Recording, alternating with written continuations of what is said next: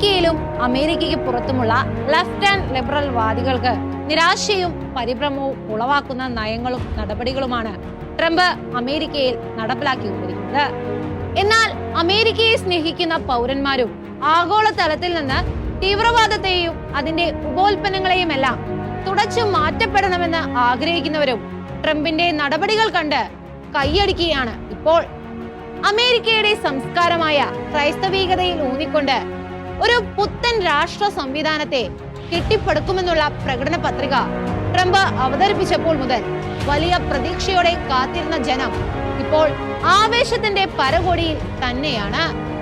ഈ ഭൂമിയിലെ സകല സന്തോഷങ്ങളും ആസ്വദിക്കാൻ അനധികൃതമായി അമേരിക്കയിലേക്ക് നുഴഞ്ഞു കയറുകയും അനാവശ്യമായി അവിടെ പറ്റിക്കൂടി കിടക്കുകയും ചെയ്തവരെയെല്ലാം തൂത്തുകൂട്ടി പുറത്തേക്ക് കടത്തിക്കൊണ്ടിരിക്കുന്ന നടപടി ട്രംപ് ശക്തമായി തന്നെ തുടരുകയാണ്. സൈനിക വിമാനത്തിൽ ബന്ധനസ്ഥരായി ഓരോ രാജ്യത്തെയും പൗരന്മാരെ കയറ്റി അയച്ചപ്പോൾ പ്രതിഷേധവും പ്രതികരണവും ഒക്കെ ഉയർത്തിയവർ ക്രമേണ നിശബ്ദരായി. കാരണം സൗഹൃദം വേറെ, അമേരിക്കയുടെ ആഭ്യന്തരകാര്യം വേറെ എന്ന കാര്യത്തിൽ കർക്കശമായി തന്നെ ട്രംപ് നീങ്ങുകയാണ്. അമേരിക്ക ഫസ്റ്റ് എന്നതാണ് ട്രംപ് ഉയർത്തിയിരിക്കുന്ന മുദ്രാവാക്യം. അതിനപ്പുറത്തേക്ക് മറ്റൊന്നും പരിഗണിക്കാതെ അദ്ദേഹം മുൻപോട്ട് നീങ്ങുമ്പോൾ അമേരിക്കക്കാർക്കെല്ലാം അത് ആവേശം തന്നെയാണ്.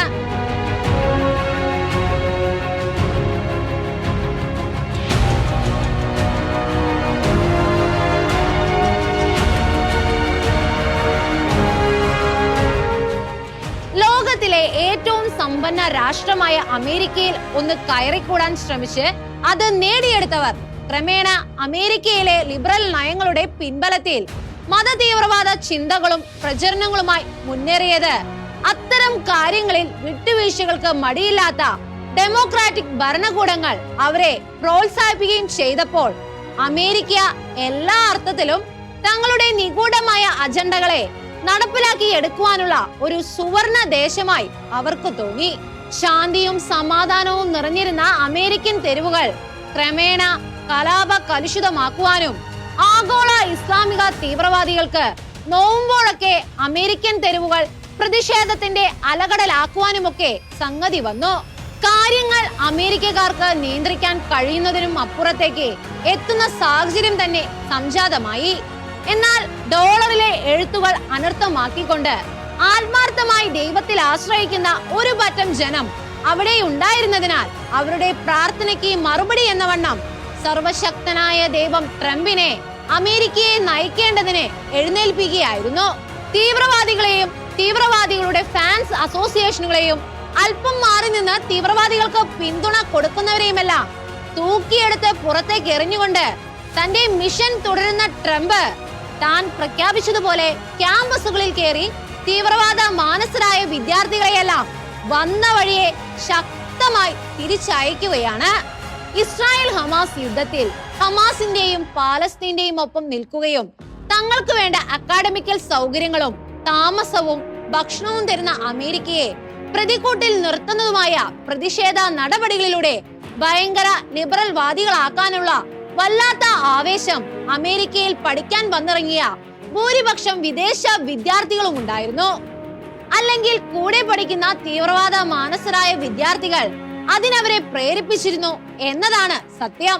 തങ്ങൾ മാത്രം ഒറ്റപ്പെട്ടു പോകുമല്ലോ എന്ന ആശങ്കയാൽ തീവ്രവാദികൾക്കായുള്ള പ്രതിഷേധത്തിന് തെരുവിലേക്ക് ഇറങ്ങേണ്ടി വന്നവരും ഇപ്പോൾ പഠിത്തവും പ്രതീക്ഷകളും മങ്ങുന്നതറിഞ്ഞ് അലറി കരയുകയാണ്. പാലസ്തീൻ അനുകൂല പ്രതിഷേധങ്ങളിൽ പങ്കെടുത്തതിന് ട്രംപ് നാടുകടത്താനായി അറസ്റ്റ് ചെയ്ത കൊളംബിയ വാൾ സിറ്റിയിലെ ബിരുദ വിദ്യാർത്ഥി മഹ്മൂദ് ഖലീലിനെ അറസ്റ്റ് ചെയ്ത് തടവിൽ വെച്ചിരിക്കുകയാണ് ഇപ്പോൾ. ആയതിൽ പ്രതിഷേധിച്ച് ന്യൂയോർക്ക് നഗരത്തിലെ ഫോളി സ്ക്വയറിലെ കോടതിക്ക് പുറത്ത് ആളുകൾ ഒത്തുകൂടിയിരുന്നു. കുറ്റകൃത്യത്തിന് തെളിവ് നൽകണമെന്ന് അവർ ശക്തമായി ആവശ്യപ്പെട്ടിരുന്നു. എന്നാൽ യാതൊരു തെളിവിന്റെ കണിക പോലും ശേഷിപ്പിക്കാതെ ഇത്തരക്കാരെ നാടുകടത്താനുള്ള ശ്രമങ്ങൾ തന്നെയാണ് ട്രംപ് ശക്തമാക്കുന്നത്. കഴിഞ്ഞയാഴ്ചയിൽ മഹ്മൂദ് ഖലീൽ അടക്കം ഇത്തരത്തിൽ 2 വ്യക്തികളെ നാടുകടത്താനായിരുന്നു US ഉദ്യോഗസ്ഥർ നീക്കം നടത്തിയത്. Georgetown university postdoctoral ഫെലോയും വിദ്യാർത്ഥി വിസയിൽ അമേരിക്കയിലുള്ള ഇന്ത്യൻ പൗരനുമായ ബദർഖാൻ സുരിയെയും ഇതേ കാരണങ്ങൾ ചുമത്തി ഇമിഗ്രേഷൻ ഉദ്യോഗസ്ഥർ അറസ്റ്റ് ചെയ്തു. ഇയാൾ ഹമാസ് പ്രചാരണം പ്രോത്സാഹിപ്പിക്കുന്നതായും ഇയാൾക്ക് ഒരു മുതിർന്ന ഹമാസ് ഉപദേഷ്ടാവുമായി ബന്ധമുണ്ടെന്നുമുള്ള തെളിവുകളാണ് ലഭിച്ചിരിക്കുന്നത്. ഇതിനെ അനുകൂലിച്ചും എതിർത്തും നിരവധി പേർ രംഗത്ത് വന്നിട്ടുണ്ടെങ്കിലും ട്രംപ് തന്റെ നടപടികളുമായി ശക്തമായി മുൻപോട്ട് പോവുകയാണ്. അടുത്ത നടപടി തനിക്കെതിരെ ഉണ്ടാകുമെന്ന് ബോധ്യമായ ഇന്ത്യക്കാരിയായ റിസർച്ച് വിദ്യാർത്ഥിനി രഞ്ജിനി പെട്ടിയും പൂട്ടി അമേരിക്കയിൽ നിന്ന് ഓടിയത് ലോകം മുഴുവൻ കൗതുകത്തോടെയാണ് കണ്ടത്. പഠിക്കാൻ അമേരിക്കയിൽ പോയാൽ പഠിക്കുക തന്നെ വേണം, അല്ലാതെ തീവ്രവാദികളെ ഉദ്ധരിക്കാൻ കൊടിയും പിടിച്ച് ഇന്റർനാഷണൽ ലിബറൽ ആകാനും ട്രംപിനെ ജനാധിപത്യം പഠിപ്പിച്ച് നന്നാക്കിയേക്കാമെന്ന് വിചാരിക്കുകയും ചെയ്താൽ ഇതായിരിക്കും ഫലമെന്ന് അമേരിക്കയിൽ പഠിക്കാൻ വന്നവരോട് രഞ്ജിനി പറയാതെ പറയുകയാണ്. ഇപ്പോൾ ഈ കാര്യത്തിൽ ഇന്ത്യൻ സർക്കാർ അമേരിക്കക്കാർക്കൊപ്പമാണ്.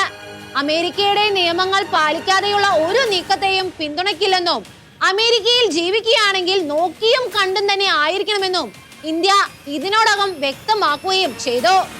ട്രംപിന്റെ ഈ നീക്കം സാധുവായ വിസകളോ ഗ്രീൻ കാർഡോ ഉള്ളവർക്ക് പോലും ബാധകമാണെന്ന് ഉറപ്പിച്ചുകൊണ്ട് അത്തരക്കാരെയും പിടികൂടാൻ ഇമിഗ്രേഷൻ ആൻഡ് നാഷണാലിറ്റി ആക്ടിൽ അപൂർവമായി ഉപയോഗിക്കുന്ന ഒരു വ്യവസ്ഥ ഇപ്പോൾ ചേർത്തിരിക്കുകയാണെന്നാണ് പുറത്തുവരുന്ന വാർത്തകൾ.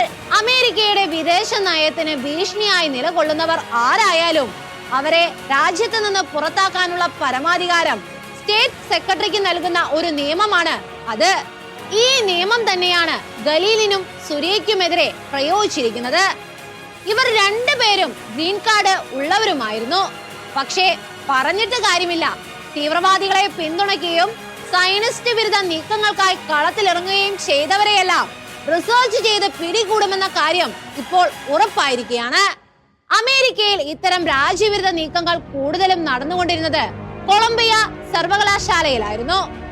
വാഴ്സിറ്റി അധികൃതർക്ക് പോലും നിയന്ത്രിക്കാനാകാത്ത വിധത്തിൽ ക്യാമ്പസിലെ കെട്ടിടങ്ങൾ കയ്യേറി റാഡിക്കൽ ആശയങ്ങൾ പ്രചരിപ്പിക്കുകയും ക്യാമ്പസിൽ വലിയ ടെന്റുകൾ കെട്ടി തീവ്രവാദികൾക്കായി സമരം ചെയ്യുകയുമൊക്കെ ചെയ്യുന്നത് സ്ഥിരം സംഭവങ്ങളായി മാറിയിരുന്നു.